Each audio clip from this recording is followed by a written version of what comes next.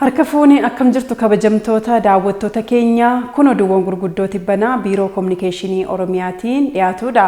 Oduuwwan keenya gurguddoo tibbanaa dhimmoota hawaasummaa, dinagdee, siyaasaa kan biyyaa fi kan naannoo qabannee dhiyaanneerraa oduu waliin hangaaddisee taanaati.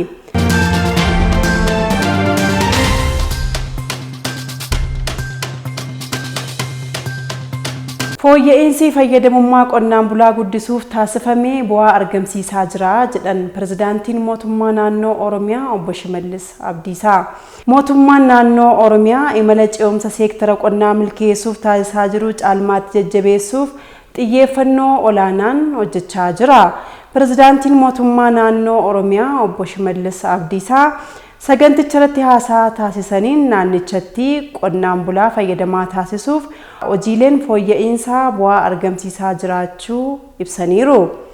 Kana caalmaatti milkeessuufis qonna naannichaa ammayyeessuun makaanaayizeeshinii qonnaa deeggaruu fi galtee oomisha qonnaa irratti xiyyeeffachuun oomishaa fi oomishtummaa qonnaan bulaa dabaluuf hojjetamaa jiraachuu pirezidaanti Shimallis dubbataniiru. Godina Arsii lixaa magaalaa Shaashamanneetti tiraaktaroonni ammayyaa 1402 bakka pirezidaantiin mootummaa naannoo Oromiyaa obbo Shimallis Abdiisaa fi hooggantoonni olaanoo argamanitti qonnaan bultoota, yuuneenota, waldaalee bu'uuraa fi himaaxaaf dabarfamanii kan kennaman torban kana keessa. Inishiyetiiviiwwan qonnaa mootummaan hojiirra oolchaa jiru badhaadhina maatii milkeessaa jira jedhani pirezidaantiin itti aanaa mootummaa naannoo Oromiyaa obbo Awwaluu Abdii. Itoophiyaan ce'umsa dinagdee mirkaneessuun gargaaramuurraa gara gargaaruu fi oomisha bituurraa gara oomisha gurguruutti ce'uuf tattaaffiin taasisaa jirtu milkaa'ina guddaa galmeessaa jiraachuu ibsaniiru. Obbo Awwaluun godina Shawaa lixaa aanaa Baakkoo Tibbeetti Inishiyetiivii muuzii fi paappayaa kilaasteraan misoomaa jiru daawwataniiru. Inishiyetiiviin misooma muuzii fi paappayaa aanichatti daawwatan qonnaan bultoonni kaapitaala guddaa akka horatan taasisuun karoora badhaadhina maatii mootummaan qabate milkeessaa akka jiru obbo Awwaluun kan ibsan torban kana keessa. Ogeeyyiin kominikeeshinii biyya tokkummaan sabdaneessaan cimte ijaaruu keessatti gaheen qaban olaanaadha. Dabalata oduu kana Abbabee Jitaa akka taanutti qindeesseera.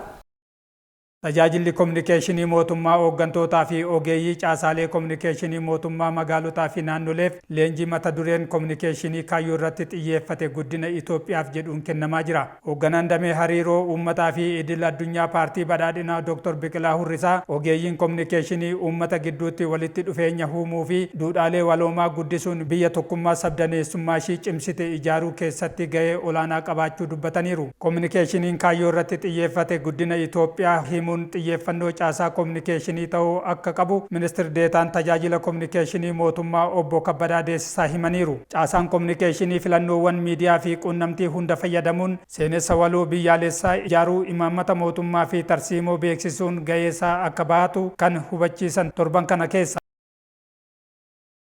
Dhaabbileen amantaa nageenya Itoophiyaa waaresuu keessatti gahee olaanaa qabu jedhan ministeerri deetaan ministeera nageenyaa Dr. Keeraddiin Tazarraan. Dabalata oduu kana Marshaa Shophaa akka taanutti qindeesseera. Dhaabbileen amantaa nageenya Itoophiyaa waaresuu keessatti gahee olaanaa qabu jedhan ministeerri deetaan ministeera nageenyaa Dr. Keeraddiin Tazarraan. Konfiraansiin nageenyaa mata duree gahee dhaabbilee amantaa ijaarsa nagaa fi araaraa jedhuun magaalaa Jimmaatti gaggeeffamee jira. Konfiraansichi gumii dhaabbilee amantaalee naannoo Oromiyaan kan qophaa'e yoo ta'u nageenyaaf tokkummaa lafa qabsiisuu fi kan xiyyeeffatedha jedhame. Konfiraansicha irratti haasawaa kan taasisan ministeerri deetaan ministeera nageenyaa Dr. Keeraddiin Tazarraan dhaabbileen amantaalee nageenya Itoophiyaa waaresuu keessatti gahee olaanaa qabu jedhan. Konfiraansicha irrattis abbootiin amantaalee qondaaltonni olaanoo mootummaa fi kutaaleen hawaasaa garaagaraa argamaniiru.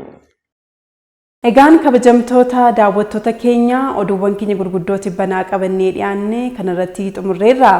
Odeeffannoo dabalataaf yuutuubii, feesbuukii, tiiktookii, tiwiitar kallacha Oromiyaa hordofaa isiniin jecha torban oduuwwan kan biroon hanga walitti deebinutti nagaan nuuf tura.